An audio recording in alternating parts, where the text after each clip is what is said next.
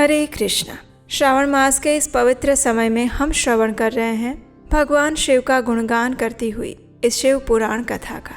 तो चलिए आज की शिव महापुराण कथा का आरंभ करते हैं। ब्रह्मा जी ने कहा, श्री विष्णु आदि देवताओं द्वारा की हुई उस स्तुति को सुनकर भगवान शंकर बड़े प्रसन्न हुए। जब उन्होंने मुझ ब्रह्मा और भगवान विष्णु को अपनी अपनी पत्नियों के साथ आया देखा तो महादेव जी सबके साथ यथोचित वार्तालाप करने लगे। उन्होंने कहा, हे हरे, हे विधे, हे देवताओं और महर्षियों, आज निर्भय होकर यहाँ अपने आने का उचित कारण बताइए। किस प्रयोजन से आप यहाँ पर आए हैं? मैं ये सब सुनना चाहता हूँ। मैं आप सबके द्वारा की गई स्तुति से अत्यंत प्रसन्न हुआ हूँ। बताइए मेरे लिए क्या प्रयोजन है? तब मुझ ब्रह्मा ने कहा, हे देवदेव, हे महादेव, विशेषतः आपके लिए ही हमारा यहाँ आगमन हुआ है, क्योंकि हम तीनों सहार्थी हैं। सृष्टि चक्र के संचालन रूप प्रयोजन की सिद्धि के लिए हम तीनों को ही एक दूसरे का सहायक बनाया गया है। सहार्थी को सदा परस्पर यथा योग्य सहयोग करना चाहिए, अन्यथा ये जगत टिक नहीं पाएगा। इस जगत में कुछ असुर ऐसे उत्पन्न होंगे जो मेरे हाथ से मारे जाएंगे, कुछ भगवान विष्णु के हाथों नष्ट होंगे, कुछ असुर ऐसे होंगे जिसे आप ही मार पाएंगे, और कुछ असुर ऐसे होंगे जो आपके वीर्य से उत्पन्न हुए पुत्र के हाथ से ही मारे जा सकेंगे। कभी कोई विरले ही असुर ऐसे होंगे जो माया के हाथों द्वारा वध को प्राप्त होंगे। अब भगवान शंकर की कृपा से देवताओं को सदैव उत्तम सुख प्राप्त होगा। घोर असुरों का विनाश करके आप जगत को सदा स्वास्थ्य और अभय प्रदान करेंगे। या फिर ये भी संभव है कि आपके हाथ से कोई भी असुर ना मारे जाए, क्योंकि आप सदा योग युक्त रहते हुए राग द्वेष से रहित हैं और एकमात्र दया करने में ही लगे रहते हैं। अगर वे सब असुर भी आपकी दया से अनुग्रहित होते रहेंगे तो सृष्टि और पालन का कार्य कैसे चलेगा? आपने पूर्व काल में एक बात कही थी। आपने कहा था कि मैं एक स्त्री के साथ विवाह करके लोक के उत्तम कार्य की सिद्धि करूंगा। अपनी उस कही हुई बात को जरा याद कीजिए। और अब समय आ गया है जब आप एक ऐसी कामिनी स्त्री को स्वीकार करें जो लोक हित के कार्य में तत्पर रहें। जिस प्रकार लक्ष्मी देवी भगवान विष्णु की और सावित्री मेरी सहधर्मिणी है, उसी प्रकार इस समय अपनी जीवन सहचरी प्राण वल्लभा को ग्रहण कीजिए। मेरी ये बात सुनकर लोकेश्वर महादेव जी के मुख पर मुस्कुराहट दौड़ गई। उन्होंने कहा, हे ब्रह्मन, आप लोग समस्त देवताओं में श्रेष्ठ और त्रिलोकी के स्वामी हैं। लोकहित के कार्य में मन लगाए रहने वाले आप दोनों के वचन मेरी दृष्टि में अत्यंत गौरवपूर्ण है।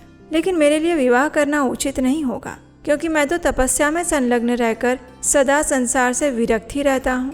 योगी के रूप में मेरी प्रसिद्धि है, जिसका शरीर अवधूत है, जो अपने आत्मा में ही रमण करता है, जो निरंजन निर्लिप्त है, जिसका शरीर अवधूत दिगंबर है, जो कामना से शून्य है। उसे संसार में पत्नी से क्या प्रयोजन? ये भी तो जरा बताओ। संसार में विवाह करना पराये बंधन में बंधना है। इसे बहुत बड़ा बंधन समझना चाहिए। और इसलिए मैं सच कह रहा हूँ, विवाह के लिए मेरी मन में थोड़ी सी भी रुचि नहीं है।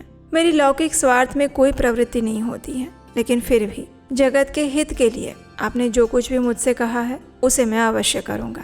आपके वचनों को मानकर, आपकी कही हुई बात को स्वीकार करके मैं अवश्य विवाह करूँगा, क्योंकि मैं सदा भक्तों के वश में रहता हूँ। लेकिन जिस प्रकार की नारी को प्रिय पत्नी के रूप में मैं ग्रहण करूँगा और जैसी शर्त के साथ करूँगा, वो अब सुनिए। हे ब्रह्मन, हे हरे, जो नारी मेरे तेज को विभाग पूर्वक ग्रहण कर सके, जो योगिनी और इच्छा अनुसार रूप धारण करने वाली हो, उसी को तुम मेरी पत्नी बनाने के लिए उचित समझना। जब मैं योग में तत्पर रहूं, तब उसे भी योगिनी बनकर रहना होगा। जब मैं कामासक्त हूँ, तब उसे भी कामिनी के रूप में ही मेरे पास रहना होगा। जब मैं सदाशिव के चिंतन में लगा हूँ, तभी उस भामिनी के साथ मैं नहीं रह पाऊंगा। जो मेरे शिव चिंतन में विघ्न डालने वाली होगी, वो जीवित नहीं रह सकती। अतः तुम मुझे ऐसी पत्नी प्रदान करो जो सदा मेरे कर्म के अनुकूल चल सके। और उसमें भी मेरी एक और शर्त है, अगर उस स्त्री का मुझ पर और मेरे वचन पर अविश्वास हो जाएगा तो मैं उसे त्याग दूंगा। भगवान शिव की ये सब बातें सुनकर मैं और भगवान विष्णु अत्यंत प्रसन्न हुए। और फिर मैंने भगवान शिव से कहा, हे महेश्वर, आपने जैसी नारी की खोज आरंभ की है, वैसे ही स्त्री के विषय में मैं आपको प्रसन्नतापूर्वक कह रहा हूँ। साक्षात सदाशिव की धर्म पत्नी जो उमा है, वे ही जगत का कार्य सिद्ध करने के लिए भिन्न भिन्न रूप में प्रकट हुई हैं। लोकहित का कार्य करने की इच्छा वाली देवी शिवा दक्ष पुत्री के रूप में अवतीर्ण हुई हैं। उनका नाम सती है। सती ही ऐसी भार्या है जो सदा आपके लिए हितकारिणी और आपके अनुकूल हो सकती है। महातेजस्विनी सती आपके लिए आपको पति रूप में प्राप्त करने के लिए घोर तपस्या कर रही हैं। हे महेश्वर, आप उनके पास जाइए, उन्हें वरदान दीजिए और उनके साथ विवाह कीजिए। ऐसा होने से तीनों लोकों में सुख देने वाला परम मंगल होगा, सबकी सारी चिंता मिट जाएगी। मेरी इस प्रकार बात पूर्ण होने पर भगवान श्री विष्णु ने भी इस बात का समर्थन किया और तब भगवान शिव ने हंसकर बहुत अच्छा, ऐसा ही होगा, इस प्रकार कहा। भगवान शिव से सांत्वना प्राप्त करके हम सब अपने अपने धाम में वापस लौट आए। उधर सती ने अश्विन मास के शुक्ल पक्ष की अष्टमी तिथि के दिन उपवास किया, भक्तिभाव से सर्वेश्वर शिव का पूजन किया और इस प्रकार नंदा व्रत पूर्ण होने पर नवमी तिथि के दिन में ध्यान मग्न हुई सती को भगवान शिव ने प्रत्यक्ष दर्शन दिया। उनका श्री विग्रह अत्यंत सुंदर और गौरवर्ण का था। उनके 5 मुख थे, प्रत्येक मुख में 3-3 नेत्र थे। उनके मुख करोड़ों चंद्रमाओं के समान प्रकाशमान और आह्लादजनक थे। उनकी अंग कांति करोड़ों कामदेवों को तिरस्कृत कर रही थी। महादेव जी को प्रत्यक्ष अपने सामने देखकर सती ने उनके चरणों की वंदना की। उस समय उनका मुख लज्जा से झुका हुआ था। तब महादेव जी ने कहा, हे उत्तम व्रत का पालन करने वाली दक्ष नंदिनी, मैं तुम्हारे इस व्रत से अत्यंत प्रसन्न हूँ, इसलिए कोई वर मांगो, तुम्हें जो अभिष्ट होगा वो मैं अवश्य दूंगा। हालांकि सती अपने लज्जा के कारण कुछ बोल नहीं पा रही थी, लेकिन फिर भी उसने प्रयास करके अपनी लज्जा को रोककर महादेव जी से कहा, हे वर देने वाले प्रभु, मुझे मेरी इच्छा के अनुसार ऐसा वर दीजिए जो टल ना सके। तब भगवान शिव ने कहा, हे देवी, तुम मेरी भार्या हो जाओ। अपने अभिष्ट फल को प्रकट करने वाले उनके इस वचन को सुनकर आनंद मग्न हुई सती चुपचाप खड़ी रह गई, क्योंकि अब उसे मनोवांछित वर प्राप्त हो चुका था। फिर उसने दोनों हाथ जोड़कर मस्तक झुकाकर भक्त वत्सल शिव से कहा, हे देवाधिदेव महादेव, आप मेरे पिता को कहकर वैवाहिक विधि से मेरा पाणी ग्रहण कीजिए। तब शिव जी ने कहा, हे प्रिय, ऐसा ही होगा। उसके बाद दक्ष कन्या सती भी भगवान शिव को प्रणाम करके भक्ति पूर्वक विदा मांगकर जाने की आज्ञा प्राप्त करके मोह और आनंद से युक्त होकर अपनी माता के पास लौट आई। इधर भगवान शिव हिमालय पर आ गए। उन्होंने मन ही मन ब्रह्मा जी का यानी मेरा स्मरण किया। उनके द्वारा स्मरण किए जाने पर मैं तुरंत वहां पर उपस्थित हुआ। मैं सरस्वती के साथ वहां पर पहुंचा और तब भगवान शिव ने मुझसे कहा, हे ब्रह्मन, जब से आपने मुझसे विवाह की बात कही है तब मुझे ये प्रयोजन स्वत्व जैसा लग रहा है। दक्ष कन्या सती ने बड़ी भक्ति से मेरी आराधना की है। नंदाव्रत के प्रभाव से मैंने उसे अभिष्ट वर देने की भी घोषणा कर दी है। मैंने उसका अनुरोध स्वीकार किया है, इसलिए अब आप मेरी आज्ञा से दक्ष के घर जाइए और ऐसा प्रयास कीजिए जिससे प्रजापति दक्ष शीघ्र ही मुझे अपनी कन्या का दान कर दे। तब मैंने कहा, हे भगवान, आपने जो कुछ कहा है उस पर भली भांति विचार करके हमने पहले ही उसे सुनिश्चित कर दिया है, लेकिन आपकी आज्ञा है तो मैं अवश्य ही आपका ये संदेश दक्ष तक पहुंचाऊंगा। तपस्या करने के बाद मनोवांछित वर को प्राप्त करके जब सती अपने घर लौट गई तब वहां जाकर उन्होंने अपने माता पिता को प्रणाम किया और सती ने अपनी सखी के द्वारा माता पिता को तपस्या संबंधी सारा समाचार कह सुनाया। सती को महेश्वर से वर की प्राप्ति हुई है और वे सती की भक्ति से बहुत संतुष्ट हुए हैं। ये वृत्तांत भी उन्होंने अपने माता पिता को कहलवाया और ये सुनकर माता पिता को बड़ा आनंद हुआ। उन्होंने एक महान उत्सव का आयोजन किया, ब्राह्मणों को अपनी इच्छा अनुसार दान दिया और बाकी जरूरतमंदों को भी उनकी इच्छा अनुसार भेंट और उपहार प्रदान किए। उसके बाद दक्ष चिंतन में होकर विचार करने लगे कि मैं अपनी इस पुत्री का विवाह भगवान शंकर के साथ कैसे करवाऊंगा। महादेव जी प्रसन्न होकर आए तो थे, लेकिन वे चले गए। अब मेरी पुत्री के लिए वे फिर कैसे यहाँ पर आएंगे? अगर किसी को शीघ्र ही भगवान शिव के पास भेजा जाए तो वो भी उचित नहीं लग रहा है, क्योंकि यदि वे इस तरह अनुरोध करने पर भी मेरी पुत्री को ग्रहण ना करेंगे तो फिर तो मेरी याचना निष्फल हो जाएगी। इस प्रकार जब वे सोच ही रहे थे, उसी क्षण प्रजापति दक्ष के सामने मैं ब्रह्मा सरस्वती के साथ उपस्थित हुआ। मुझ पिता को आया देखकर दक्ष ने प्रणाम करके विनीत भाव से पूछा, हे पिताश्री, आपका यहाँ आने का प्रयोजन क्या है? तब मैंने उससे कहा, प्रजापति, भगवान शंकर ने तुम्हारी पुत्री को प्राप्त करने के लिए निश्चय ही मुझे तुम्हारे पास भेजा है। अब इस विषय में जो श्रेष्ठ हो उसे तुम आरंभ करो। जैसे सती ने अनेक प्रकार के भावों से और सात्विक व्रत के द्वारा भगवान शिव की आराधना की है, उसी तरह वे भी सती की आराधना करते हैं। भगवान शिव के लिए ही संकल्पित और प्रकट हुई अपनी इस पुत्री को अब तुम अविलंब उनकी सेवा में सौंप दो। मैं नारद के साथ जाकर उन्हें तुम्हारे घर ले आऊंगा और फिर तुम उन्हीं के लिए उत्पन्न हुई अपनी ये पुत्री उनके हाथ में दे दो। कथा को आगे बढ़ाते हुए ब्रह्मा जी कहते हैं, हे नारद, मेरी ऐसी बात सुनकर मेरे पुत्र दक्ष को बड़ा आश्चर्य और हर्ष हुआ। उसने मुझे आश्वस्त करते हुए कहा, हे पिताजी, ऐसा ही होगा। तब मैं भी अत्यंत हर्षित होते हुए अपने स्थान में वापस लौट आया। तत्पश्चात मैं हिमालय के कैलाश शिखर पर रहने वाले महादेव जी को लाने के लिए उनके पास गया और मैंने उनसे कहा, हे वृषभ ध्वज, सती के लिए मेरे पुत्र दक्ष ने जो बात कही है अब उसे सुनिए। आपका कार्य सिद्ध हुआ है। दक्ष ने कहा है कि मैं अपनी पुत्री भगवान शिव के ही हाथ में दूंगा, क्योंकि उन्हीं के लिए ये उत्पन्न हुई है। शिव के साथ सती का विवाह हो, ये कार्य तो मुझे स्वतः ही अच्छा लग रहा है। फिर आपके भी कहने से इसका महत्व और बढ़ जाता है। मेरी पुत्री ने स्वयं भी इसी उद्देश्य से भगवान शिव की आराधना की है और इस समय शिव जी भी मुझसे इसी के विषय में पूछताछ कर रहे हैं। इसलिए मुझे अपनी कन्या अवश्य ही भगवान शिव के हाथों में देनी चाहिए। हे विधातः, वे भगवान शंकर शुभ लग्न और शुभ मुहूर्त में यहाँ पधारे। उस समय मैं उन्हें शिक्षा के तौर पर अपनी ये पुत्री अवश्य दूंगा। हे वृषभ ध्वज, मुझसे दक्ष ने ये सब बातें कही हैं। अब आप शुभ मुहूर्त में उनके घर चलिए और सती को लेकर आइए। मेरी ये बात सुनकर भक्त वत्सल रुद्र लौकिक गति का आश्रय लेकर मुझसे कहने लगे, हे संसार की सृष्टि करने वाले ब्रह्मा जी, मैं आपके और नारद मुनि के साथ ही दक्ष के घर चलूंगा। नारद मुनि को बुलाइए, अपने मरीचि आदि मानस पुत्रों को भी बुला लीजिए। मैं उन सब के साथ दक्ष के निवास स्थान पर चलूंगा। इसके साथ ही मेरे सभी पार्षद भी जाएंगे। जब भगवान शिव ने इस प्रकार आज्ञा दी तो सभी लोग वहां पर उपस्थित हो गए। मरीचि आदि ऋषिगण तथा समस्त मानस पुत्र, वे सभी हर्ष से उत्फुल्ल हो रहे थे। उसी समय भगवान विष्णु भी अपनी पत्नी के साथ आ गए। तदनंतर चैत्र मास के शुक्ल पक्ष की त्रयोदशी तिथि में रविवार के दिन पूर्वा फाल्गुनी नक्षत्र में मुझ ब्रह्मा और विष्णु आदि समस्त देवताओं के साथ महेश्वर ने विवाह के लिए यात्रा की। मार्ग में उन देवताओं और ऋषियों के साथ यात्रा करते हुए भगवान अत्यंत बड़ी शोभा पा रहे थे। रास्ते में बड़ा उत्सव हो रहा था। भगवान शिव की इच्छा से वृषभ, व्याघ्र, सर्प, जटा और चंद्रकला आदि सब के सब उनके लिए यथा योग्य आभूषण बने हुए थे। भगवान वेग से चलने वाले नंदिकेश्वर पर आरूढ़ हुए महादेव जी श्री विष्णु आदि देवताओं को साथ लिए क्षण भर में ही प्रसन्नता पूर्वक दक्ष के घर जा पहुंचे। तब विनीत चित्त वाले प्रजापति दक्ष समस्त आत्मीय जनों के साथ भगवान शिव का स्वागत करने के लिए बाहर आए। स्वयं दक्ष ने अपने द्वार पर आए हुए समस्त देवताओं का सत्कार किया। वे सभी लोग सूर्यश्रेष्ठ शिव को बिठाकर उनके पार्श्व भाग में स्वयं भी मुनियों के साथ क्रमशः बैठ गए। इसके बाद दक्ष ने मुनियों सहित समस्त देवताओं की परिक्रमा की और उन सबके साथ भगवान शिव को घर के अंदर लेकर आए। उन्होंने सर्वेश्वर शिव को उत्तम आसन प्रदान किया और स्वयं ही उनका विधि पूर्वक पूजन किया।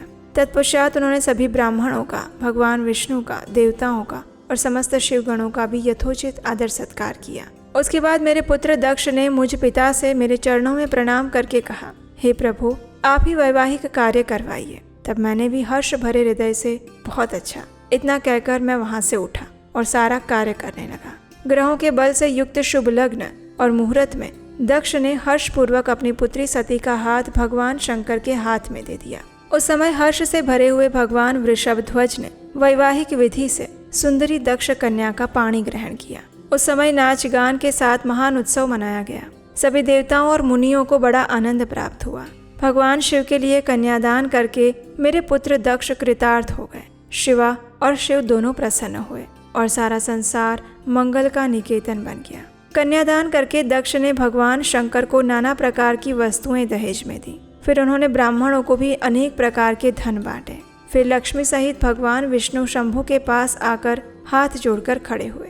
उन्होंने कहा, हे देव देव महादेव, आप संपूर्ण जगत के पिता हैं और सती देवी सबकी माता है। आप दोनों सत्पुरुषों के कल्याण और दुष्टों के दमन के लिए सदैव लीला पूर्वक अवतार ग्रहण करते हैं। ये सनातन श्रुति का कथन है। तत्पश्चात मैं देवी सती के पास आकर गुह्य सूत्रोक्त विधि से विस्तार पूर्वक सारा अग्नि कार्य करने लगा। मुझ आचार्य और ब्राह्मणों की आज्ञा से शिवा और शिव ने बड़े हर्ष के साथ विधि पूर्वक अग्निदेव की परिक्रमा की। उस समय वहाँ बड़ा अद्भुत उत्सव मनाया गया। तत्पश्चात विवाह यज्ञ के स्वामी यजमान परमेश्वर शिव प्रसन्न होकर लौकिक गति का आश्रय लेकर हाथ जोड़कर खड़े हुए और मुझ ब्रह्मा से कहने लगे, हे ब्रह्मन, आपने सारा वैवाहिक कार्य अच्छी तरह संपन्न करा दिया है।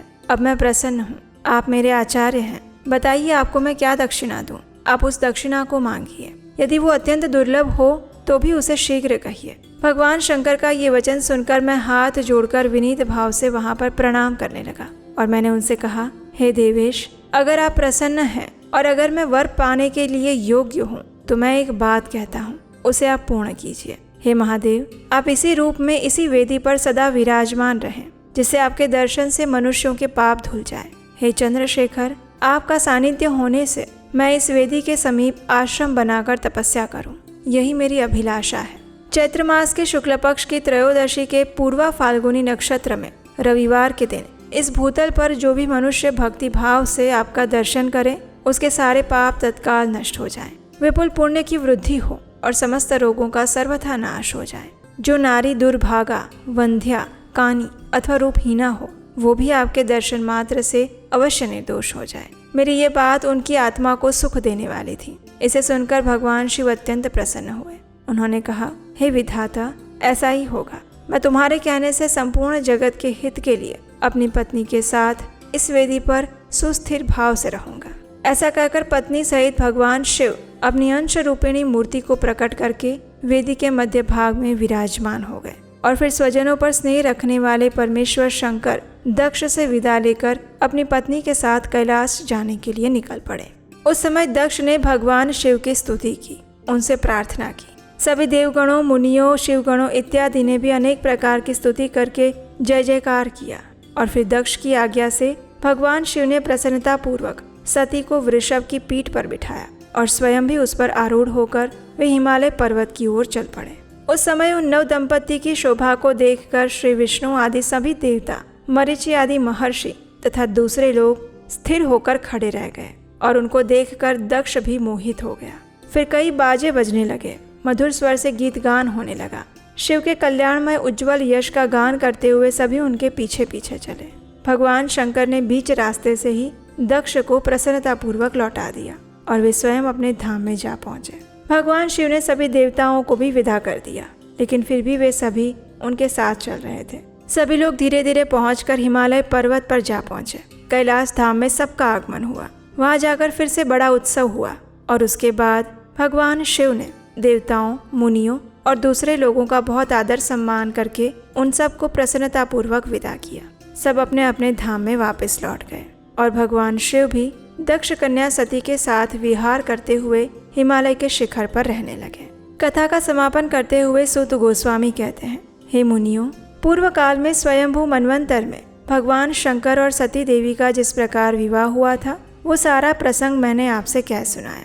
जो मनुष्य विवाह काल में, यज्ञ में अथवा किसी शुभ कार्य के आरंभ में भगवान शंकर की पूजा करके शांत चित्त से इस कथा को सुनता है, उसका सारा कर्म और वैवाहिक आयोजन बिना किसी विघ्न और बाधा के पूर्ण हो जाता है और दूसरे शुभ कर्म भी सदा निर्विघ्न पूर्ण होते हैं। इस अत्यंत शुभ उपाख्यान को प्रेम पूर्वक सुनकर विवाहित होने वाली कन्या भी सुख, सौभाग्य, सुशीलता और सदाचार आदि गुणों से संपन्न साध्वी, स्त्री और पुत्रवती होती है और इसलिए प्रत्येक कन्या को अपने विवाह से पूर्व इस प्रसंग का श्रवण करना चाहिए। कैलाश तथा हिमालय पर्वत पर श्री शिव और सती के विविध विहारों का विस्तार पूर्वक वर्णन करने के बाद ब्रह्मा जी ने कहा, हे मुने, एक दिन की बात है। देवी सती एकांत में भगवान शंकर से मिली। उन्हें भक्ति पूर्वक प्रणाम करके दोनों हाथ जोड़कर खड़ी हो गई और तब सती ने कहा, हे महादेव, हे करुणा सागर, मुझ पर कृपा कीजिए। आप परम पुरुष हैं, सबके स्वामी हैं। मैं धन्य हूँ जो आपकी कामिनी और आपके साथ सुंदर विहार करने वाली आपकी प्रिया हुई। मैंने बहुत वर्षों तक आपके साथ विहार किया है, इससे मैं अत्यंत संतुष्ट हुई हूँ। अब मेरा मन उधर से हट गया है। अब मैं उस परम तत्व का ज्ञान प्राप्त करना चाहती हूँ जो निरतिशय सुख प्रदान करने वाला है, जिसके द्वारा जीव संसार दुख से अनायास ही उद्धार पा सकता है। कृपया मुझ पर कृपा कीजिए और मुझे वो सारा ज्ञान कह सुनाइए। देवी सती के इस सुंदर प्रश्न को सुनकर भगवान शिव अत्यंत प्रसन्न हुए और उन्होंने कहा, हे दक्ष नंदिनी, मैं उसी परम तत्व का वर्णन करता हूँ जिससे वासनाबद्ध जीव तत्काल मुक्त हो सकता है। तुम विज्ञान को परम तत्व जानो, वह विज्ञान दुर्लभ है। इस त्रिलोकी में उसका ज्ञाता कोई विरला ही होता है। वो जो और जैसा भी है सदा मेरा स्वरूप ही है। उस विज्ञान की माता है मेरी भक्ति, जो भोग और मोक्ष रूप फल प्रदान करने वाली है और वो मेरी कृपा से प्राप्त होती है। भक्ति 9 प्रकार की बताई गई है। भक्ति और ज्ञान में कोई भेद नहीं। भक्त और ज्ञानी दोनों को ही सदा सुख प्राप्त होता है। जो भक्ति का विरोधी है उसे ज्ञान की प्राप्ति नहीं हो सकती। मैं सदैव भक्त के अधीन रहता हूँ। भक्ति के प्रभाव से जातिहीन नीच मनुष्यों के घर में भी चला जाता हूँ और उसमें कोई संशय नहीं। वो भक्ति दो प्रकार की है, सगुणा और निर्गुणा। जो वैदिक शास्त्र विधि से प्रेरित और स्वाभाविक की हृदय के सहज अनुराग से प्रेरित भक्ति होती है वो श्रेष्ठ है, और इससे भिन्न जो कामना मूलक भक्ति होती है वो निम्न कोटि की मानी गई है। नैष्ठिकी भक्ति 6 प्रकार की होती है, अनैष्ठिकी एक ही प्रकार की कही गई है। मुनियों ने सगुणा और निर्गुणा दोनों भक्तियों के 9 अंग बताए हैं। श्रवण, कीर्तन, स्मरण, सेवन, दास्य, अर्चन, सदैव वंदन, सख्य और आत्मसमर्पण। ये विद्वानों ने भक्ति के 9 अंग माने हैं। हे शिवे, भक्ति के उपांग भी बहुत सारे हैं। अब तुम उस 9 अंगों के पृथक पृथक लक्षण सुनो। ये लक्षण भोग और मोक्ष प्रदान करने वाले हैं। जो स्थिर आसन से बैठकर तन मन आदि से कथा कीर्तन आदि का नित्य सम्मान करता हुआ प्रसन्नता पूर्वक अपने श्रवण पूटों से उसके अमृत उपम रस का पान करता है, उसके इस साधन को श्रवण कहते हैं। जो हृदय आकाश के द्वारा परमेश्वर का जन्म कर्मों का चिंतन करता हुआ प्रेम से वाणी द्वारा उनका उच्च स्वर से उच्चारण करता है, उसके इस भजन साधन को कीर्तन कहते हैं। जो परमेश्वर को सदा और सर्वत्र व्यापक जानकर इस संसार में निरंतर निर्भय रहता है, उसी को स्मरण कहते हैं। अरुणोदय से लेकर हर समय सेव्य की अनुकूलता का ध्यान रखते हुए हृदय और इंद्रियों से जो निरंतर सेवा की जाती है वही सेवन नामक भक्ति है। अपने को प्रभु का दास समझकर हृदय अमृत के भोग से स्वामी का सदैव प्रिय संपादन करना, यही दास्य कहा गया है। धन वैभव के अनुसार शास्त्रीय विधि से परमात्मा को सदा पाद्य आदि 16 उपचारों का जो समर्पण करना है उसे अर्चन कहते हैं। मन में ध्यान और वाणी से वंदनात्मक मंत्रों के उच्चारण पूर्वक 8 अंगों से भूतल का स्पर्श करते हुए जो इष्ट देव को नमस्कार किया जाता है उसे वंदन कहते हैं। ईश्वर मंगल या अमंगल जो कुछ भी करता है वो मेरे मंगल के लिए ही है, ऐसा दृढ़ विश्वास रखना सख्य भक्ति का लक्षण है। देह आदि जो कुछ भी अपनी कही जाने वाली वस्तु है वो सब भगवान की प्रसन्नता के लिए उन्हीं को समर्पित कर देना, अपने लिए कुछ भी बचाकर ना रखना या फिर निर्वाह की चिंता से मुक्त हो जाना, उसे आत्मसमर्पण वाली भक्ति कहते हैं। ये सभी भक्ति के 9 अंग हैं जो भोग और मोक्ष प्रदान करने वाले हैं। इसी से ज्ञान का प्राकट्य होता है और ये सब साधन मुझे अत्यंत प्रिय है। भगवान शिव से इस प्रकार भक्ति का महत्व सुनकर दक्ष कन्या सती को अत्यंत प्रसन्नता हुई। तत्पश्चात उनकी जिज्ञासा को संतुष्ट करते हुए भगवान शिव ने उन्हें यंत्र मंत्र शास्त्र, उसके महात्म्य और अन्य जीव उद्धारक धर्ममय साधनों के विषय में भी विस्तृत जानकारी प्रदान की। उन्होंने जीवों के उद्धार के लिए सभी शास्त्रों का प्रेम पूर्वक वर्णन किया। 5 अंगों सहित तंत्र शास्त्र, यंत्र शास्त्र, भिन्न भिन्न देवेश्वरों की महिमा का भी वर्णन किया। इतिहास कथा सहित उन देवताओं के भक्तों की महिमा का, वर्णाश्रम धर्म का, राज धर्म का भी निरूपण किया। पुत्र और स्त्री के धर्म की महिमा का, कभी नष्ट न होने वाले वर्णाश्रम धर्म का और जीवों को सुख देने वाले वैद्यकीय शास्त्र और ज्योतिष शास्त्र का भी वर्णन सुनाया। और इस प्रकार वे दोनों दंपति साक्षात परब्रह्म स्वरूप कैलाश पर निवास करते रहे। वे लौकिकी गति का आश्रय लेकर निरंतर क्रीड़ा किया करते थे। उसके बाद महादेवी सती को अपने पति शंकर का वियोग प्राप्त हुआ, ऐसा कुछ श्रेष्ठ बुद्धि वाले विद्वानों का कथन है। लेकिन वास्तव में उन दोनों का परस्पर वियोग कैसे हो सकता है, क्योंकि वे दोनों तो वाणी और अर्थ के समान एक दूसरे से सदा मिले जुले रहते हैं, शक्ति और शक्तिमान हैं। फिर भी उनमें लीला विषयक रुचि होने के कारण सब कुछ संघटित हो सकता है। एक समय दक्ष कन्या सती ने जब देखा कि मेरे पति ने मुझे त्याग दिया है, तब वे अपने पिता दक्ष के यज्ञ में गई और वहां भगवान शंकर का अनादर देखकर उन्होंने अपने शरीर को त्याग दिया। वे ही सती पुनः हिमालय के घर पार्वती के नाम से प्रकट हुई और बड़ी भारी तपस्या करके उन्होंने विवाह के द्वारा पुनः भगवान शिव को प्राप्त कर लिया। तब नारद मुनि ने पूछा, हे महाभाग, ये घटना तो मुझे बड़ी विचित्र जान पड़ती है। आखिर भगवान शंकर ने अपने प्राणों से भी प्यारी धर्म पत्नी सती का किस लिए त्याग किया? आपके पुत्र दक्ष के यज्ञ में उनका अनादर कैसे हुआ?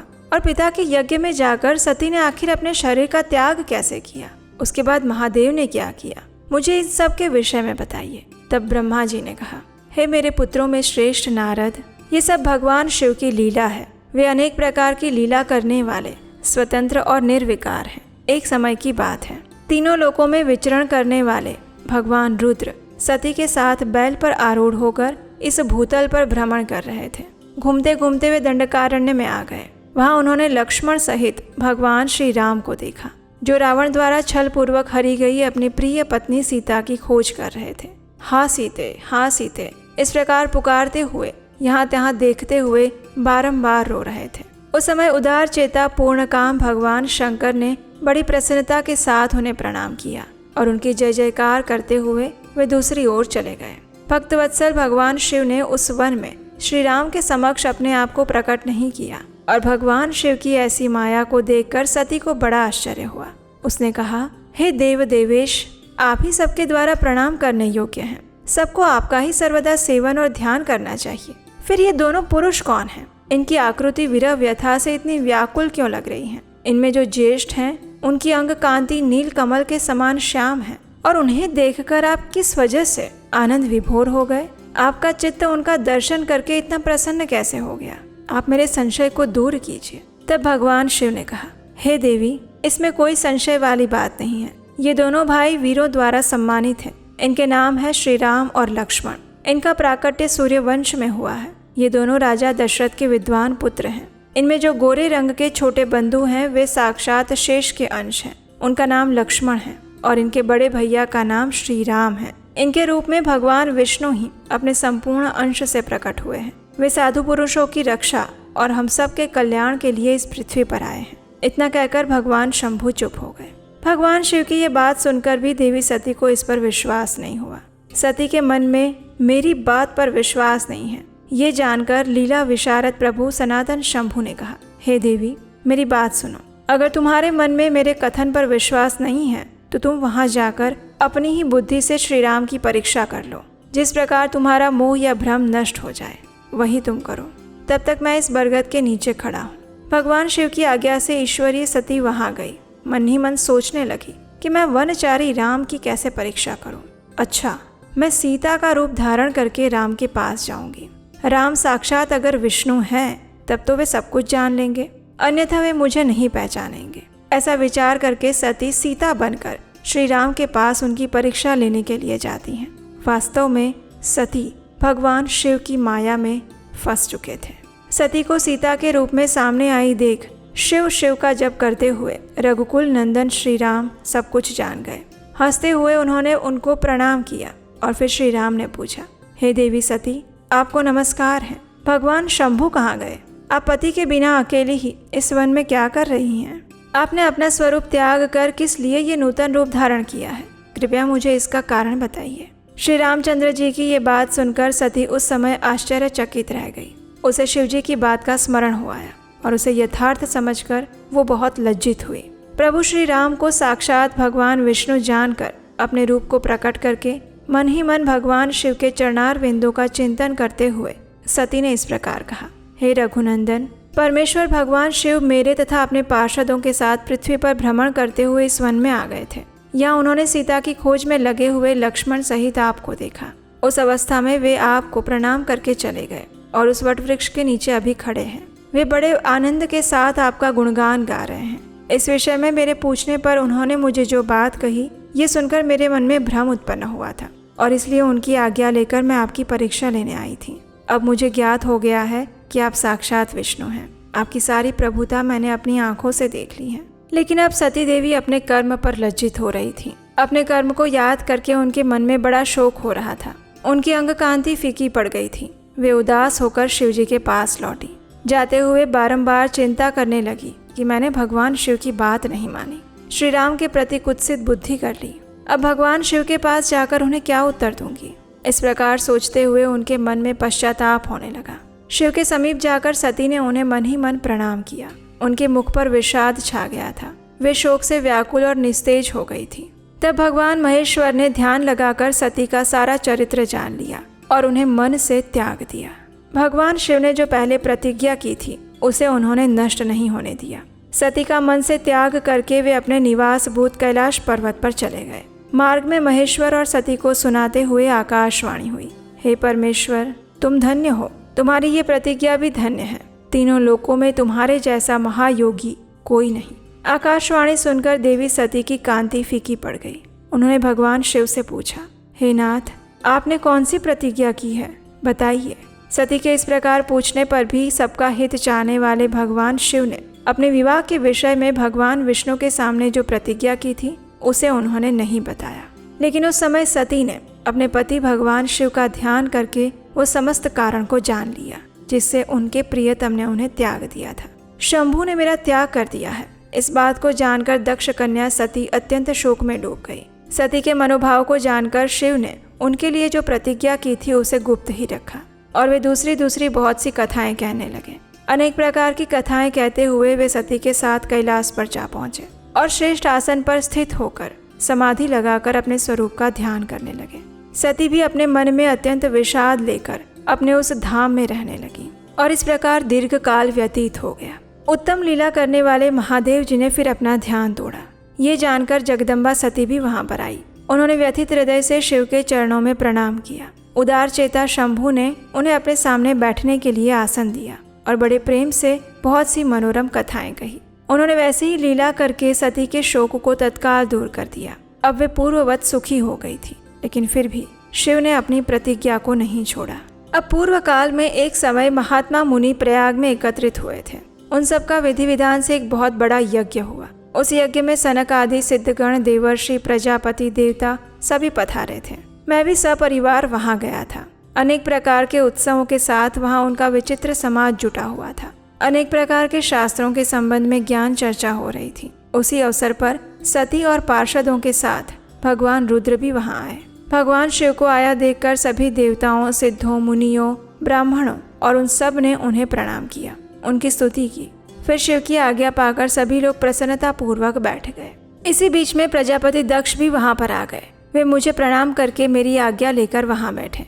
दक्ष उन दिनों में समस्त ब्रह्मांड के अधिपति बनाए गए थे और सभी के द्वारा सम्मानित थे।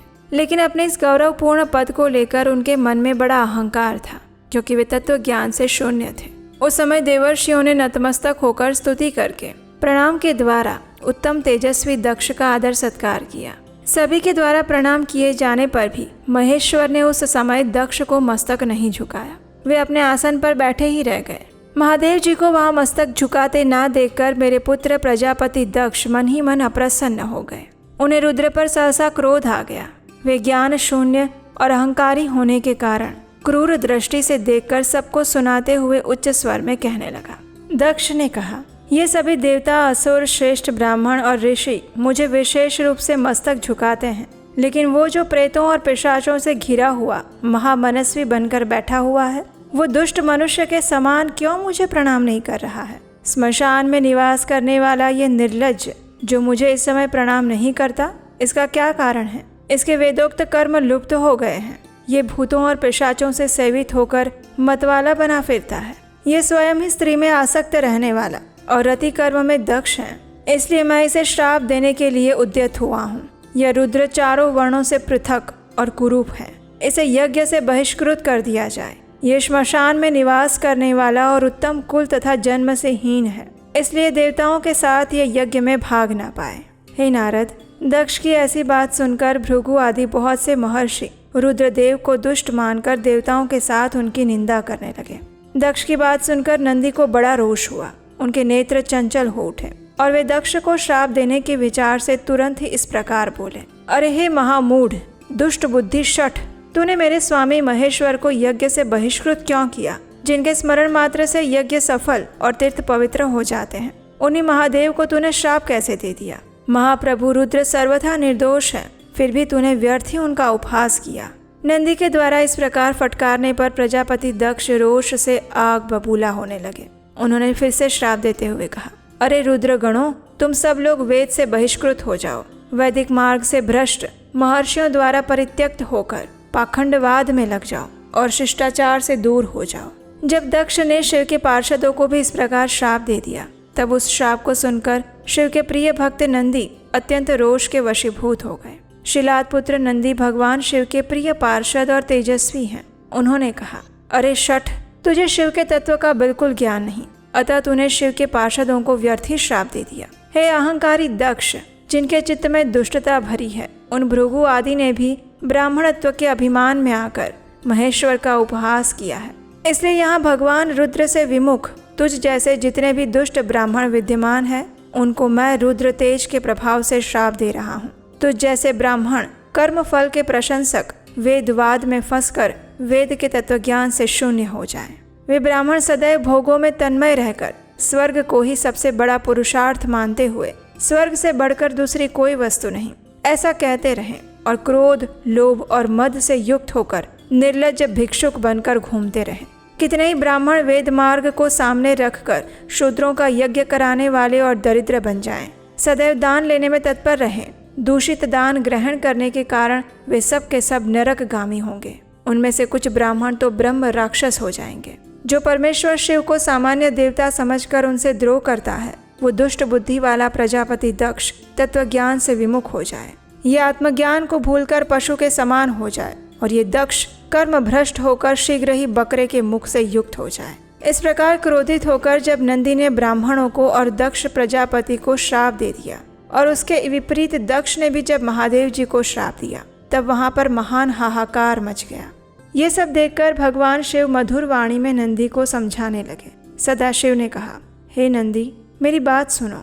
तुम तो परम ज्ञानी हो, तुम्हें क्रोध नहीं करना चाहिए। तुमने भ्रम में आकर ये समझकर कि मुझे श्राप दिया गया है, व्यर्थी ब्राह्मण कुल को श्राप दे दिया। वास्तव में मुझे किसी का श्राप छू नहीं सकता, इसलिए तुम्हें उत्तेजित नहीं होना चाहिए। किसी की बुद्धि कितनी ही दूषित क्यों ना हो, वो कभी वेदों को श्राप नहीं दे सकता। इस समय मुझे श्राप नहीं मिला है, इस बात को तुम्हें ठीक ठीक समझना चाहिए। तुम सनक आदि सिद्धों को भी तत्व ज्ञान का उपदेश देने वाले हो, इसलिए शांत हो जाओ। मैं ही यज्ञ हूँ, मैं ही यज्ञ कर्म हूँ। यज्ञों के अंगभूत समस्त उपकरण भी मैं ही हूँ। हे नंदी, तुम तत्व ज्ञान के द्वारा प्रपंच रचना का बाध करके ज्ञानी और क्रोध आदि से शून्य हो जाओ। भगवान शंभु के इस प्रकार समझाने पर नंदिकेश्वर विवेक परायण होकर क्रोध रहित और शांत हो गए और फिर भगवान शिव अपने सभी पार्षदों के साथ वहां से चले गए। रोष आवेश में आकर दक्ष भी ब्राह्मणों से घिरे हुए अपने स्थान में चले गए, लेकिन उनका चित्त शिव द्रोह में ही तत्पर था। उस समय रुद्र को श्राप दिए जाने की घटना का स्मरण करते हुए दक्ष सदैव महान रोष से भरे रहते थे। उनकी बुद्धि पर मूढ़ता छाने लगी थी।